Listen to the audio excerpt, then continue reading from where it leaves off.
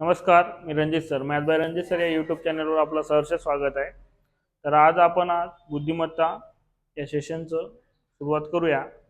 तत्पूर्वी तुम्ही आपल्या चॅनलला नवीन असणार तर सबस्क्राईब करा. व्हिडिओ लेक्चर शेवटपर्यंत बघा, नक्की इन्फॉर्मेटिव्ह वाटेल. आणि देन हे जे आपण क्वेश्चन सिरीज घेत आहे ते डेफिनेटली तुमच्या आगामी पोलीस भरती लेखी परीक्षेसाठी किंवा इतर कोणत्याही सरळ सेवा एक्झामसाठी निश्चितपणे फायदा होईल याची 100% शाश्वती आहे. तर आता आपण वेळ वाया न घालवता डायरेक्टली आपला क्वेश्चन सेशनकडे जाऊया. तर क्वेश्चन नंबर 1 देन त्याच्यानंतर जर बघा, आता पहिला जर आपण इथं विचार केला तर काय होत आहे,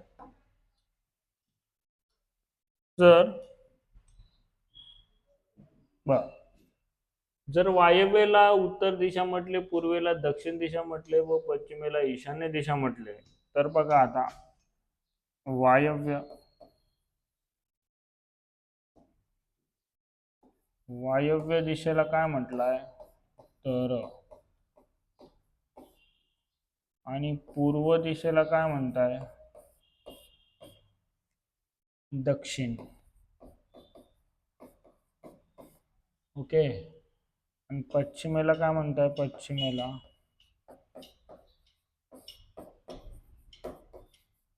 ईशान्य. ठीक आहे. तर नैऋत्येला काय म्हटलं जाईल, तर यामध्ये जर आपण विचार केला तर कशा पद्धतीने होत आहे बघा. जरा थोडा आता विषय करूया. यामध्ये बघा, वायव्य टू म्हणजे प्लस 45 डिग्रीचा तुमचा, कारण वायव्य असं आणि देन उत्तर. देन पूर्व आणि दक्षिण मध्ये काय उजवीकडे म्हणजे प्लस तुमचा किती होत आहे सांगा बरं, 90. पश्चिम टू ईशान्य म्हणजे पश्चिम या पद्धतीने आहे, तर ईशान्य मध्ये या पद्धतीने इथे जाणार. म्हणजे हा जो अँगल आहे किती डिग्रीचा आहे, 90 आणि ते 45 म्हणजे 145. 145 डिग्री झालं म्हणजे काय बघा, रिदम काय लागत आहे, 45 90 145 आणि नंतरचा 180 म्हटलं तर 180 म्हटलं तर एक्झॅक्टली अपोजिट दिशा. नैऋत्याची अपोजिट दिशा कोणती आहे, ईशान्य. म्हणून तुमचं उत्तर काय येणार, ईशान्य ही इज करेक्ट आन्सर. म्हणून हे किती डिग्री, मग हे 180 डिग्री. 180 डिग्री म्हटलं तर एक्झॅक्टली अपोजिट डायरेक्शन असते, म्हणून option C is a correct answer तिथे राहणार आहे. देन पुढचं STPQ अशा पद्धतीने आता हे तुम्हाला क्वेश्चन आहे. या मालिकेत असे किती टी आहेत, म्हणजेच टी आहेत की ज्यांच्या अगोदर पी व नंतर एस येत नाहीत, असं या पद्धतीने आहे. कंडिशन बघा यार, टी आहे, टी इथं टी आहे.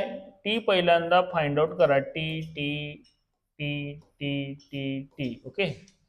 पी पाहिजे म्हणताय, त्याच्या अगोदर पी इथं नाही आहे म्हणजे हा गेला. देन त्याच्यानंतर हा इथे सुद्धा पी नाही. देन हा एक राहील, एक हा इथं पण यस नाही, बरोबर चालेल. पी यस नाही, बरोबर चालेल.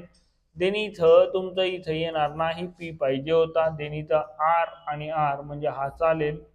देन त्याच्यानंतर इथं बघा, इथं पी आणि देन पुढचा इथं विचार केला तर लक्षात घ्या, आता पुढं कोणता एक, आपण इथं पी आहे म्हटलं, ठीक आहे, इथं पी आणि इथं आर एक झालेला आहे तुमचं. देन त्याच्यानंतर पी हा दुसरा चालेल. देन त्याच्यानंतर मला सांगा पुढचं काय म्हणताय, इथं टी आहे पण यस यस नको पाहिजे, कारण पी पाहिजे होता तो नाही आहे.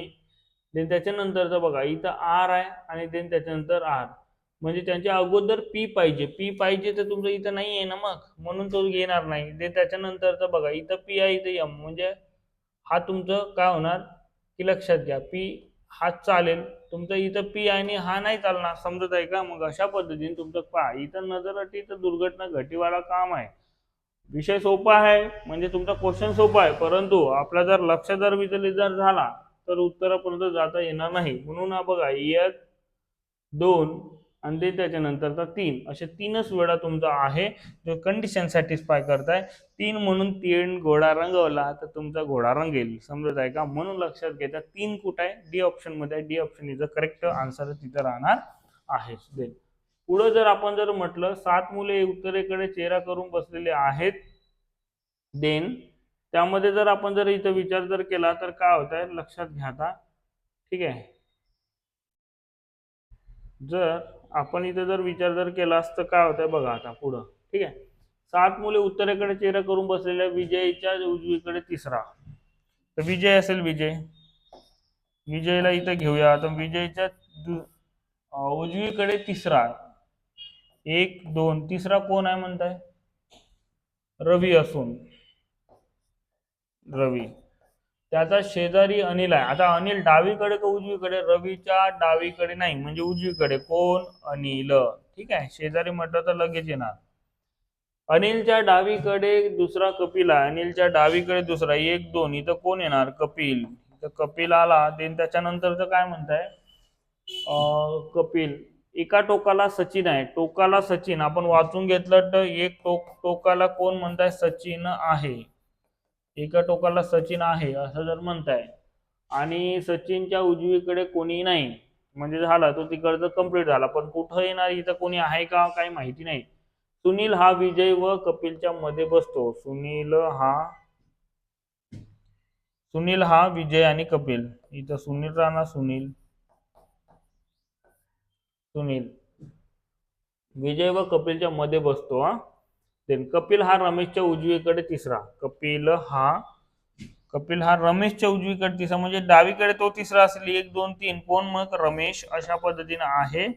देन त्याच्यानंतर आता एक टोकाकडे 1 2 3 4 5 6 7 झाले व्यवस्थित.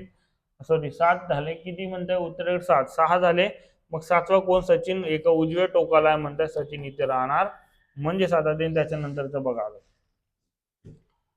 मधोमध रमेश आहे, नाही. मधोमध आहे नाही, मधोमध कपिल आहे, तर बरोबर आहे. पण दुसऱ्या टोकाला विजय आहे, हाही चूक. मधोमध विजय आहे, चूक. गेला. मग चौथा ऑप्शन तुमचा करेक्ट राहणार. नाहीतर बघा, मधोमध कपिल आहे आणि दुसऱ्या टोकाला कोण आहे? रमेश. एका टोकाला सचिन तर दुसऱ्या टोकाला कोण आहे? रमेश तिथं आहे, म्हणून option D is correct answer तिथे राहणार आहे. अशा पद्धतीने थोडा विचार करायचा होता. पुढील वेन आकृती हे विचार करा. पुढील वेन आकृती निरीक्षण करून उत्तर सांगा म्हणताय. एकूण पुरुषांचा गट जर म्हटलं तर पुरुषांचा पी गट आहे, म्हणजे हा टोटली जर आपण जर विचार केला तर पुरुषांचा गट आहे. त्यामधला काय म्हणताय? धूम्रपान करणारे म्हणजे आर आहे, आर संच. धूम्रपान करणारे म्हटलं तर हा जो घटक आहे हा घटक येणार. यामध्ये हा तुमचा घटक येते, पण हा यांच्यामध्ये कॉमन कोण आहे? हे 2 घटक आहेत, म्हणजे 3 अधिक 2, म्हणजे 3 अधिक 2 म्हटलं तर एकूण किती आहे म्हटलं तर 5. अशा पद्धतीने उत्तर आहे. फक्त तिथं पाहण्याचा दृष्टिकोन पाहिजे होता, म्हणून देईन त्याच्यानंतरचं. नेक्स्ट आता बघा पुढं. एका धावण्याच्या स्पर्धेत पी हा पाठीमागून 23वा. पाठीमागून म्हणा किंवा वरून असं, या पाठीमागून जर आपण इथं विचार जर केला तर बघा आता, पाठीमागून कितवा? 23वा. कोण? पी. देन आर हा समोरून 23वा. आर हा समोरून 23वा. क्यू हा पीच्या पुढे 7वा. पीच्या पुढे 7वा व क्यूच्या मागे 6वा. पुढे म्हणताय तर इथं 7वा म्हणताय, देन इथं 6वा. अशा पद्धतीने मग इथं डॅश आपण इथं 6 पर्यंत जर आलोच. ठीक आहे, कुठपर्यंत? 6 जर इथं 6वा म्हटलं, 6 ने हे किती होत आहे? 6 अधिक 29 म्हटलं, सॉरी 6 अधिक 23 म्हटलं तर 29वा. मग हा सुद्धा इकडनं तुमचा कितवा येईल बघा, लक्षात घ्या. इथं 7वा म्हणताय, इथे जर आपण जर यांच्यामध्ये जर आपण 6 जर व्यक्ती जर केलं, म्हणजे हा 5 व्यक्ती आहे आणि तो 6वा आहे. ठीक आहे, तर इथं 6 व्यक्ती म्हटलं तर किती होणार? 29 आणि तो 1, म्हणजे इथं किती? 30वा. म्हणजे पी हा कोण आहे? मधला व्यक्ती क्यू आहे. क्यूचा एकाच रांगेतील समोरून क्रमांक 29वा, पाठीमागून क्रमांक काय? 30वा, ज्यांची दोघांची बेरीज वजा काय? 1, म्हणजे 29 आणि 30 किती होत आहे? 59 वजा 1 म्हणजे 58. त्यामध्ये मूल्य असतील, म्हणून ऑप्शन कोणता राहणार? Option A is correct answer तिथे राहणार आहे. ठीक आहे. देन झाडांच्या रांगेत एकूण 2 झाडांमध्ये, प्रत्येक 2 झाडांमध्ये 2.25 मीटर अंतर आहे. तर 23 झाडे लावल्यास, 23 झाडे, n = 23. कारण किती झाडे म्हटलं? कारण 2 झाडांमध्ये, 3 झाडांमधील अंतर जे काय? 2च अंतर आपण मोजतो. म्हणून इथं काय होणार n-1 इंटू एकूण दोन झाडामधील अंतर, म्हणजे एकूण अंतर तुम्हाला निघणार फर्स्ट टू लास्ट, म्हणजे 23 - 1 गुणिला काय होणार तुमचं 2.25. मग आता देन त्याच्यानंतरचा जर आपण इथं जर विचार जर केला तर 22 गुणिला काय होत आहे 2.25 अशा पद्धतीने होत आहे. आपण जर गुणाकार जर केलो तर याचं उत्तर तुमचं बघा 22 पंचे किती होते 110, देन राहिले किती 11, देन त्याच्यानंतर 22 दूनी 44 न 11 55, देन राहिले किती तुमचं 5, 44 न 5 किती होतं 49, म्हणजे तुमचं दोन स्थान सरकवलं तर 49.50 अशा पद्धतीने उत्तर तिथे option B is the correct answer तिथे राहणार आहेच. दे पुढं देन लक्षात घ्या आता एका घड्याळात प्रत्येक अर्ध्या तासाला एक वेळा आणि जितके वाजले तितके. आता 9 वाजता घड्याळ लावले म्हणजे 9 वाजता 9 टोल पडणार एक, देन मग आता देन त्याच्यानंतर 10 वाजता 10, 11 वाजता 11, 12 वाजता 12, 1 वाजता 1, 2 वाजता 2, असं जर आपण टोटल जर केलं तर 9 अधिक 10 19, 19 आणि 11 किती होतं 30, 30 आणि 42, 42 न 3 किती होतं 45, 45 टोल तासाचे झाले. जर अर्ध्या अर्ध्या तासाला इथे एक अर्धा तास, इथे एक अर्धा तास, इथे एक अर्धा तास, म्हणजे 11:30, 12:30, 1:30, अडीचचाही तुमचं इथे आहे, अडीचचा टोल वाजेल. ठीक आहे, म्हणून 1 2 3 4 5 6 6 याचे पुन्हा 6 जर प्लस जर केलं तर किती 51 टोल बसतील, म्हणून ऑप्शन कोणता येणार बी इज द करेक्ट आन्सर तिथे राहणार आहेच. देन पुढं आता बघा देन त्याच्यानंतर एके दिवशी सायंकाळी 6 वाजता, सायंकाळची वेळ म्हटलं तर अभ्यास प्रकाश म्हटलं तुमचा सूर्य कोणत्या साईडला राहील. आता देन त्याच्यानंतरचा सूर्याचा जर विचार जर केलो आपण तर सूर्य तुमच्या पश्चिमेला असणार. कुठं पश्चिमेला, पश्चिम दिशेला जर सूर्य आहे असं जर म्हटलं आपण तर मग देन त्याच्यानंतर असताना माझ्या उजव्या हाताकडून प्रकाश येतो. आता उजवा हात पश्चिमेला असण्यासाठी, उजवा हात कुठं इथं पश्चिमेला उजवा हात असण्यासाठी तो खाली पाहणे आवश्यक आहे. जर तो वरती जर पाहत असेल तर डावा हात येणार उत्तरेकडे पाहिला तर, असं जर या पद्धतीने उत्तर. मग खाली म्हटलं तर दक्षिणेकडे त्याचा चेहरा असणे आवश्यक आहे, म्हणून ऑप्शन कोणता आहे तुमचा सी. कधी कधी विचारते माझा चेहऱ्याच्या विरुद्ध दिशेची कोणती, मग विरुद्ध म्हटलं तर उत्तर तेव्हा तिथे येणार असते. ठीक आहे, नेक्स्ट शीर्षासन अवस्थेत राहुलचा डावा हात. शीर्षासन अवस्थेत जी अवस्था येते मूळ अवस्थेत त्याच्या विरुद्ध, मूळ अवस्था म्हटलं तर काय होणार त्याच्या अगदी विरुद्ध म्हणजेच कसं काय बघा लक्षात घ्या. आता डावा हात दक्षिणेला होता तर त्याचा चेहरा कोणत्या दिशेला आहे, चेहरा कोणत्या दिशेला आहे, डावा हात दक्षिणेला होता, डावा हात दक्षिणेला होता म्हणजेच काय होत आहे बघा लक्षात घ्या. शीर्षासन अवस्थेत राहुलचा डावा हात दक्षिणेला होता. मग आता मूळ अवस्था इथं, मूळ अवस्थेत काय होतं डावा हातच कोणता, डावा हात कोणत्या दिशेला जाणार सांगा बरं. दक्षिणच्या अपोजिट कोणता, विरुद्ध, दक्षिणच्या अपोजिट उत्तर.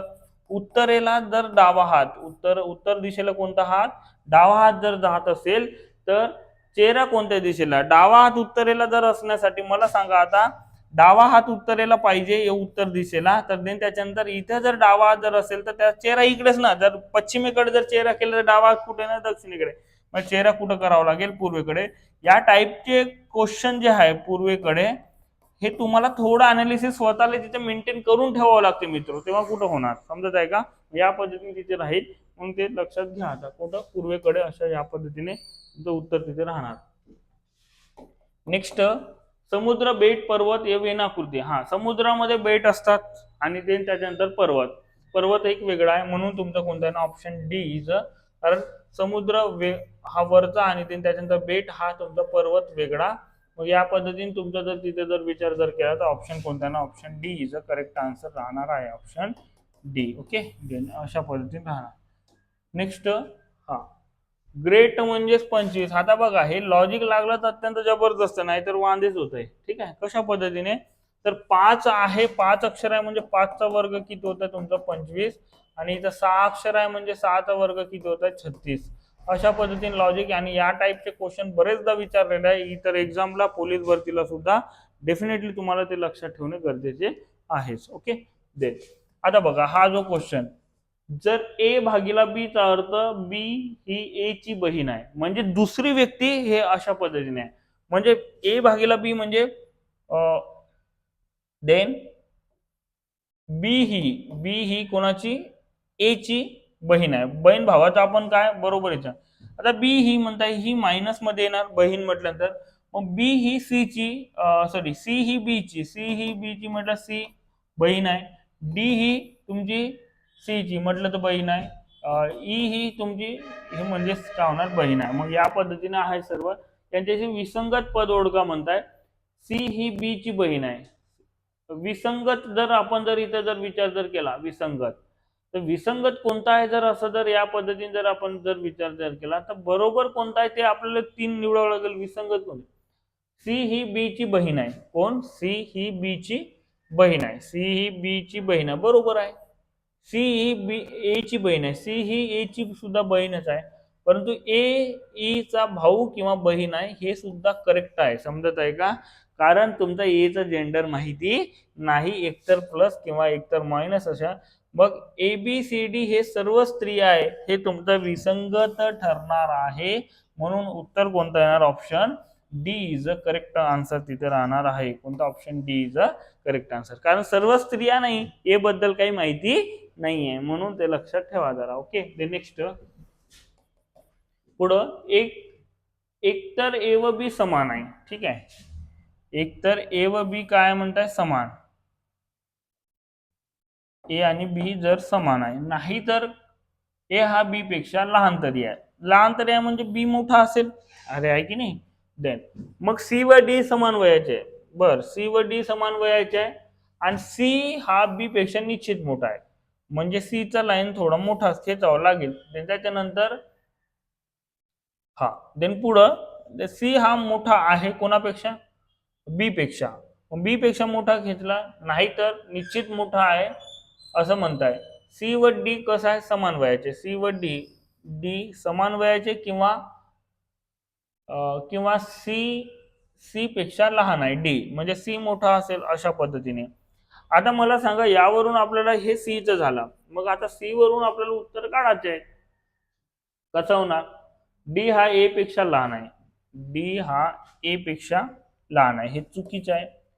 बी व डी समान वयाचे, बी व डी समान वयाचे नाही, चुकीचं आहे. डी निश्चित पण सांगता येत नाही ना, डी हा ए पेक्षा मोठा आहे. आता डी हा ए पेक्षा मोठा आहे, तुम्हाला असं वाटेल बरोबर आहे म्हणून सी हा ए पेक्षा मोठा आहे. सी हा ए पेक्षा मोठा आहे, हा सुद्धा करेक्ट वाटेल तुम्हाला. मग आता विषय काय करायचा बघा, लक्षात घ्या. आता इथं गोलीगत धोका आहे. कशा पद्धतीने? लक्षात घ्या. तर तुम्हाला ए बी डी यांच्यामध्ये कोण लहान, समान, कसं काय काही माहिती नाही. फक्त सी कोणापेक्षा? बी पेक्षा मोठा आहे, आणि एकतर बी पेक्षा मोठा आहे म्हटलं तर ए पेक्षा तो मोठाच राहणार आहे. हे 100% खरं ठरणार. कोणता? Option D is a correct answer. याबद्दलचा तुमचा सी बद्दलचा 100% सांगता येत नाही, म्हणून तो उत्तर येत नाही. म्हणून लक्षात घ्या, असे फसवे क्वेश्चन सुद्धा असू शकतात. नेक्स्ट त्याच्यानंतरचा एका षटकोन आकृती मैदानावर तुमचा मुलांना बाजू. षटकोन आकृती म्हटलं तर या पद्धतीने षटकोन म्हणजे 6 कोण असणारा तिथं आहे विषय. ठीक आहे, प्रत्येक बाजूवर समान अंतरावर किती? 17 मुले. आज 17 मुले म्हटल्यानंतर इथं 17 जर इथं 17 जर असं म्हणत असू तर 17 गुणिले 6 कोण आहे की नाही? 17 गुणिले 6 आपण इथं 17 छक 102. परंतु प्रत्येक पॉइंटवर जे काय कोणवर आहे त्याला डबल डबल आपण मोजना गणना करतो, म्हणून ते जर आपण 6 जर वजा जर केले 6 कोणाचे, म्हणजे उत्तर किती? 96 इज अ करेक्ट आन्सर. अशा पद्धतीने तिथे राहणार, जास्त मोजण्याची गरज आहे नाही. कारण यांच्यामध्ये बघा, इथला एक व्यक्ती इथला एक व्यक्ती डबल गणना करतो की नाही, म्हणून म्हणजे इथले 2 म्हटलं तर एका लाईनवर म्हटलं तर इथं पूर्ण 15च राहणार आहे की नाही, 15. मग इथं त्या पद्धतीने तुम्हाला तिथे विचार करावा लागेल, डायरेक्टली विषय होणार. पुढचं, आशिषचे वजन गोविंद पेक्षा अधिक आहे. आशिषचे वजन कोणापेक्षा? गोविंद पेक्षा. मोहितचे वजन जाक पेक्षा कमी आहे. मोहित आणि जाक, जाक मोठा असेल, जाक कोण? मोहित. ओके, देन पवनचे वजन जाक पेक्षा अधिक आहे. पवनचे वजन पवन, असं या पद्धतीने 2-2 डायग्राम काढता यायला पाहिजे. जाक पेक्षा अधिक आहे व गोविंद पेक्षा कमी आहे. गोविंद पेक्षा म्हणजे हे तिन्ही जे आहेत, आपण आता यांना जर इथं जर विचार जर केला, हे जर तुमचे तिन्ही जर आपण इथं उचलून इथं जर ठेवला आपण असं व्यवस्थित, त्या पद्धतीने तुमचा इथे राहणार आहे. ठीक आहे, हा झाला तुमचा अशा पद्धतीने. म्हणजेच बघा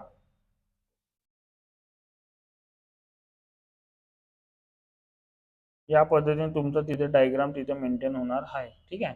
म्हणजे आशिष गोविंद पेक्षा म्हणजे गोविंद हा पवन पेक्षा जास्त म्हणजे या पद्धतीने राहील. तर सर्वात जास्त वजन कोणाचे म्हटलं तर आशिषचे. मग डायरेक्टली उत्तर कोणतं आहे? Ashish. D option is the correct answer तिथे राहणार आहे. देन पुढचं, रस्त्याने एक पुरुष व एक स्त्री जात होते. त्या स्त्री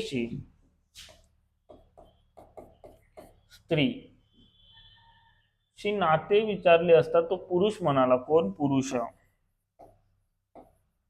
पुरुष काय म्हणतोय? हिची सासू म्हणजे हिचा नवरा असेल, नवरा, सासू. ठीक आहे, सासू. हिची सासू माझ्या सासूला आई म्हणते. माझ्या सासूला म्हटलं तर इथं बघा आई म्हणते. आई. ही आई कोणाची? ही सासू आहे. कोणाची?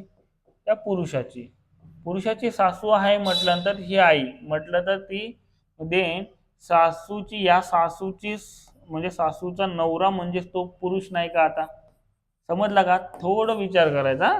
म्हणजे पुरुष आहे म्हणजेच या पुरुषाची सासू ती ह्या मुलीची काय येणार? आई. अशा पद्धतीने आहे. म्हणजेच लक्षात घ्या आता, ही सासू म्हणताय म्हणजे यांना इथं मुलगा असायला पाहिजे, मुलगा. आणि तो मुलगा त्या स्त्रीचा काय असायला पाहिजे? मुलगा तो काय असायला पाहिजे? स्त्रीचा नवरा असायला पाहिजे. म्हणजेच ती स्त्री त्या पुरुषाची कोण म्हटलं तर मुलाची पत्नी म्हणजेच कोण येते? सून. असं या पद्धतीने तुमचं तिथे उत्तर येणार आहे. पुढं बघा, लक्षात घ्या आता, एक घड्याळ प्रत्येक तासाला 25 मिनिटं मागे पडतं. जर 10 वाजता बरोबर लावली असेल, किती वाजता? 10 वाजता. एक तासानंतर म्हणजे 11 वाजायला पाहिजे होते. 11 वाजता पण 25 मिनिटं मागे म्हणजेच किती होणार? 10. आता इथं 25 मिनिटे मायनस नाही का रे? मग 10 किती होत आहे? 35. किती? आता जसं फॉर एक्झाम्पल इथे जर आपण विचार केला, इथं 11 वाजायला पाहिजे होते, 11. ठीक आहे. त्यामधून 25 मिनिटे जर आपण मायनस केलं तर 10 किती होत आहे? तुमचा 35. अशा पद्धतीने आहे. किती? 10:35. मग 10:35 जर असं म्हटलं तर 10:35 आता तुम्हाला तिथे माहिती आहे 30h मायनस कोण काढायचं असेल तर 11/2 मिनिट अशा फॉर्म्युला वाढून 30 गुणिला 10 मायनस 11/2 गुणिला 35. ठीक आहे. यांचा गुणाकार 300 होत आहे. वजा काय होत आहे? देन याच्यामध्ये तुमचं एकतर याचा भागाकार करा, नाहीतर देन डायरेक्टली याच्या इथं या पद्धतीने इथं जर भाग जर दिलो तर 17.5 येणार. किती? 17.5 याचे अर्धे.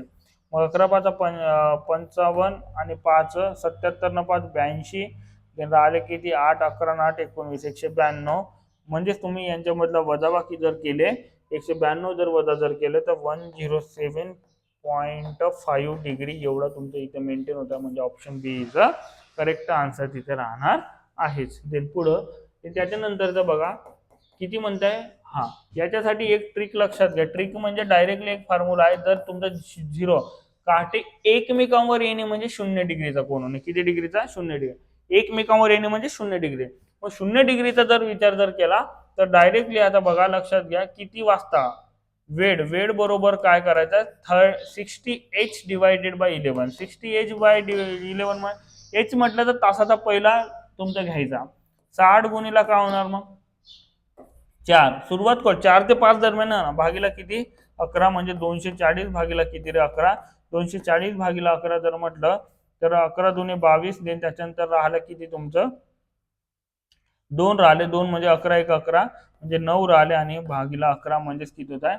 4 वाजून. हे 4 तर वाजलेलेच आहे. त्याच्यानंतरचा मिनिटांचा विषय जर 21/9/11 21/9/11 मिनिटाने ते तुमचं त्या पद्धतीने तिथं होणार आहे. नेक्स्ट त्यानंतरचा बघा, दिलेल्या 4 अक्षर गटांपैकी तिघांमध्ये विशिष्ट साधर्म्य आहे आणि एक गट वेगळा. जर लक्षात घ्या, जर हा लॉजिक लागला तर अत्यंत सोपा, नाही तर घरी आल्यानंतर सुद्धा येत नाही रे. याच्यामुळे रिझल्ट जाण्याचे दाट संभाव्य आहे, शक्यता आहे. समजत आहे का? म्हणून जरा लक्षात घ्यायचं. जर नाही झेपत आहे तर याला सोडून दिलेला काही फरक पडत नाही, तर त्या पद्धतीने तुम्हाला विचार करावा लागेल याच्यामध्ये तुमचं काय तिथे. आता बघा याच्यामध्ये रिधम काय लागत आहे, रिधम तो महत्वाचा आहे. तर लक्षात घ्या इथं कोणताच नाही. तर बघा याच्यामध्ये यू हा एक स्वर आहे, याच्यामध्ये ई स्वर आहे, याच्यामध्ये ई स्वर आहे, याच्यामध्ये एकही स्वर नाही. स्वर इंग्रजी स्वर अशा पद्धतीने इंग्रजी स्वरचा यामध्ये लॉजिक लागत आहे, म्हणून इथे स्वर नाही, म्हणून हा विसंगत ठरत आहे. बस खतम झाला, विषय संपला. ठीक आहे, अशा पद्धतीने तुम्हाला विचार करायचा आहे. देन 8 12 3 18 अशा पद्धतीने आहे. तर आता मला सांगा, आता देन त्याच्यानंतर तर जर आपण इथे विचार जर केला तर तुमचं उत्तर काय नाही. जसं आता इथे या हाय लॉजिक बघा, समोरासमोर यांचा गुणाकार 8 गुणिले 18 भागीला त्यांचा अपोजिट यांचा गुणाकार 12 गुणिला किती रे 3. ठीक आहे, मग आता देन त्याच्यानंतर 3 छग किती होत आहे 18, देन 4 दुने 8 आणि 4 त्रिक 12. मग इथं 3 1 3, मग इथं 3 दुने 6, म्हणजे बे दुने किती होतात 4, मधली संख्या येत आहे. ठीक आहे, अशाच पद्धतीने जर आपण शेवटचं जर काढलं तर 18 गुणिला काय 20 भागीला काय होणार तुझं 5 गुणिला 6, 6 1 6 6 त्रिक 18 5 1 5 5 24 4 त्रिक 12 ऑप्शन मध्ये आहे, म्हणून option A is a correct answer तिथे राहणार आहे. क्लिअर? मग ओके. नेक्स्ट त्याच्यानंतरचा बघा, आता पुढचा जर आपण जर विचार जर केलो तर यामध्ये लॉजिक कोणता लागत आहे, तर आपण इथं बघा जर सर्वांची आउटर यांची वर्ग करून बेरीज जर केलो तर 3चा वर्ग प्लस 5चा वर्ग प्लस 2चा वर्ग अशा पद्धतीने. मग काय होत आहे 16 अधिक काय होत आहे 9 अधिक काय होत आहे 25 अधिक काय होत आहे 4, म्हणजेच काय होत आहे 25 सॉरी इथं तुमचं देन हा इथं जर आपण जर बेरीज केला आणि देन त्याच्यानंतर काय होते ते पाहून घेऊ आपण. आता 16 आणि 25 किती, 16 9 किती होतं 25, 25 आणि 25 किती होतं 50, 50 आणि 4 54. आता इथं तर फसला, आता 54 तर नाहीये, पण आपल्याला एक दिसून पडतं याला जर अर्धे जर केलं तर उत्तर किती होतं तुमचा 27 येत आहे. असंच लॉजिक तिकडे लागत आहे का पाहून घेऊ. म्हणजेच काय होणार सांगा 5चा वर्ग प्लस 2चा वर्ग प्लस 2चा वर्ग प्लस 9चा वर्ग अशा पद्धतीने आहे. सांगा 25 अधिक काय 4 अधिक 4 अधिक 81. जर यांचं जर आपण जर टोटल जर केलो तर काय होतं सांगा, इथं 25 जर मिळवले असते ते 106 झाले असते. 106 अधिक तुमचं किती 4 म्हणजे 110, 114, 114चे अर्धे किती होत आहे तुमचा 57. किती 57 ऑप्शन मध्ये आहे का, आहे, म्हणजेच कोणत्या ना option D is a correct answer तिथे राहणार आहे. लॉजिक जरा लक्षात घ्या, लॉजिक जर लागत असेल तर विदिन सेकंड, नाही तर विषय गंभीर. हा सुद्धा जरा लॉजिक लागला तर विदिन सेकंदच, नाही तर याला मोजून 20 सेकंद जायचे. जर झेपलं तर ओके, नाही तर राम राम ठोकायचा, पुढे जायचा, पुन्हा यायचा, पुन्हा यायचा. सन्मानाला सन्मान मिळते, अपमान केले तर अपमानच उलट परत फेडवणार. लक्षात घ्या, सन्मान म्हणजे काय, नाही येत आहे हात जोडा, पुढे जावा, पुन्हा या, पुन्हा त्यांचं तो तुमच्या नमतं घेते आणि त्याच्यानंतर. नाहीतर इगोवर गेलं तर प्रश्न सुद्धा इगोवर जाणार, तुम्हाला पुढच्या वर्षी पुन्हा पेपरला आणणार. ठीक आहे, तर समजून घ्या व्यवस्थित. म्हणजेच काय होतंय बघा, आता इथे जर म्हटलं 3चा घन जर आपण जर केला वजा या दोघांमधला फरक जर काढला 5 वजा 3, तर इथं उत्तर बघा किती 27 वजा किती होत आहे तुमचं सॉरी इथं 2 म्हणजेच उत्तर किती होतं 25 इज द करेक्ट आन्सर. अशा पद्धतीने आहे. तसंच लॉजिक इथं लागते का, मग इथं याचा काय घन 5चा घन वजा काय होणार 6 वजा 5 अशा पद्धतीने. 5चा घन 125 वजा काय 1 म्हणजे 124 इज अ करेक्ट आन्सर, म्हणून ऑप्शन कोणता येणार बी इज अ करेक्ट आन्सर तिथे राहणार आहे. देन अशा पद्धतीने तुमचं इकडचं आता पण नंतरचा. मग आता बघा इथे आता यामध्ये सुद्धा लॉजिक काय लागत आहे तर बघा 38 अधिक काय तुमचं 25, 38 अधिक किती आहे 25 डिवायडेड बाय काय 9. मग 38 अधिक 25 जर आपण केलो आणि भागीला 9 जर केला, सॉरी भागीला 9 नाही तर लक्षात घ्या आता इथे का, कारण इथं तुमचं उत्तर आणायचं आहे ना 9चं नाही विषय. यांचं बेरीज जर केलं तर किती होतं यार, जर 63 यांचं बेरीज होतं किती 63ला जर आपण 7ने जर भागलो तरच तर 9 आहे. अरे येत आहे की नाही?